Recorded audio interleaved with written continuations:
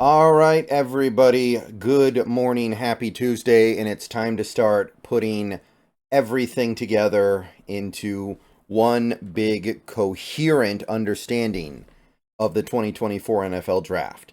So we've done literally more than 24 hours worth of prospect evaluation. And I mean that in the most literal sense possible because I put all the draft primer videos into a playlist. By the way, you can go to the playlist tab and check it out if you want to.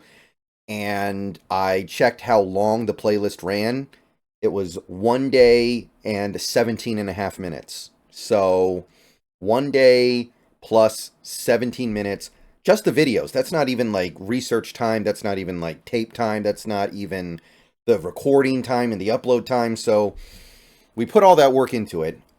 And now we need to start piecing things together in the sense of how we actually feel about these players relative to each other. So we're going to start building a pyramid.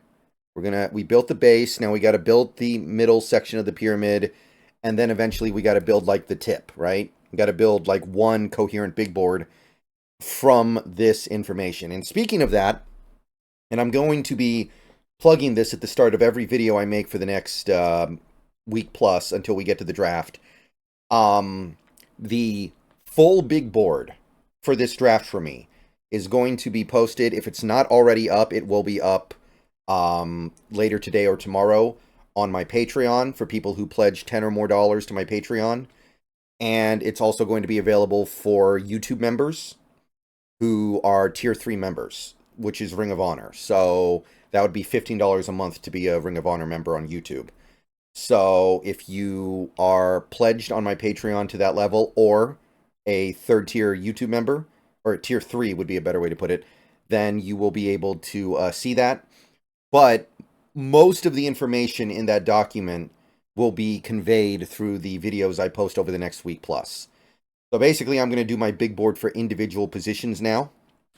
And we're going to go one position in this video. Later today, I'm going to do another video with the same stipulations on the next position. And then we're going to keep going until we're done. So we're going to start with quarterback. We're just going to kind of go in the go in order from back to front, or front to back, I guess would make more sense here. And we're going to start with the offense. So we're starting with quarterback. Caleb is my number one quarterback. I have not deviated from that at any point this season. No doubt in my mind. So Caleb is number one. Number two is Drake May. I know that there's a little bit of a debate on May versus Jaden Daniels, but I do favor May. I think that May has basically the same ceiling as Caleb. He just doesn't have the floor. But I think that he could be a Matt Stafford or Josh Allen level player in this league. So I'm going to put May second.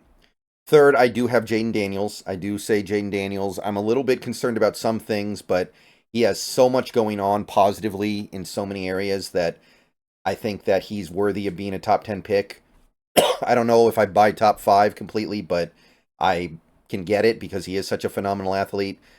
After that, it gets tough for me. I'm not in love with anybody after the top 3 personally. I ended up putting Penix fourth. I do think he's the best of this group. But at the same time, I have reservations about him that I feel like I don't want to have about a first-round quarterback. So I'm a little bit cold there compared to others.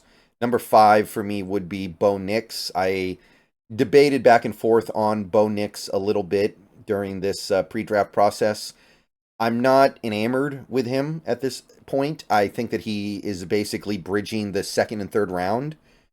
But there's an arm there. There is mobility there. There is escapability and pocket presence there. So there's enough for me to feel like he should at least be a top 100 pick. And he's probably the 5th best quarterback in this class for me. Number 6, I'm going to go with Spencer Rattler, South Carolina. I know it's a gamble. I know it's tough to process and understand exactly what Spencer Rattler may or may not be able to bring to the NFL.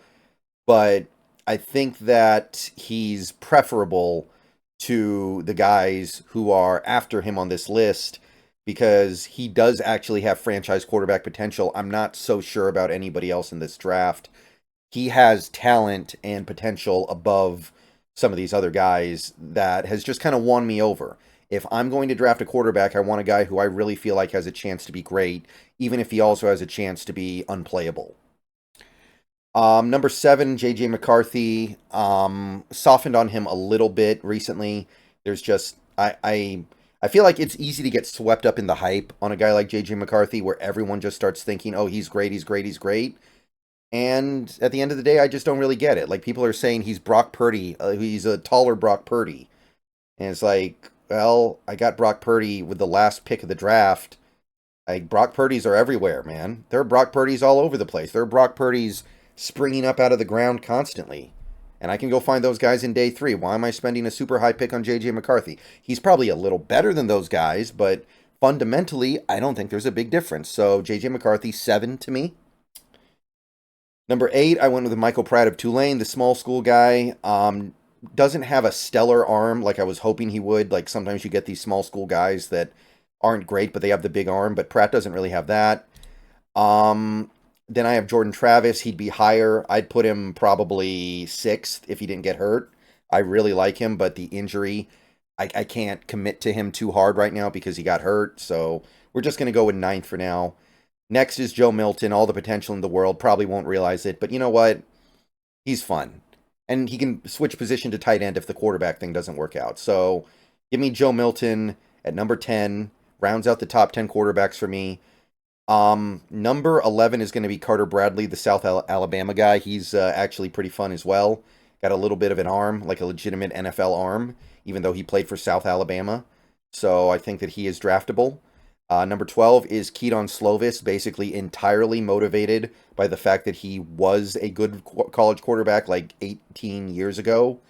And he isn't now, but there's remains that memory of him actually being good at one point.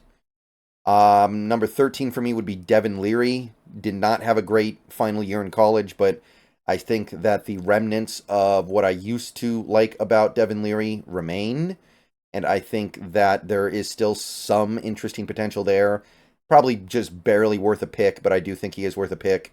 Sam Hartman of Notre Dame. He's kind of the line between draftable and undraftable to me. Very little in Sam Hartman's game that I like, but there's just enough to make me wonder if he's worth drafting. And I do mean just barely. John Reese Plumlee. He's, to me, the early UDFA guys. Not really draftable. But I still like him better than Austin Reed of Western Kentucky, who I really couldn't get into when I tried to examine him. And that's your 16th and final quarterback in this collection. So we've got 16 quarterbacks that I looked at, and this is how I would order them. Let me know what you think. Let me know how you feel. Let me know if you would put things in a slightly different order. Let me know if you think I'm missing on something, if I'm not picking up on something that I should be. Obviously, we're not all going to feel exactly the same about this stuff, but I'm pretty happy with my quarterback rankings right now. And, yeah, let me know. See you guys later. Go Hawks. Going to be another one of these for the running backs later today. And if anything happens, I'll be on it. See you guys.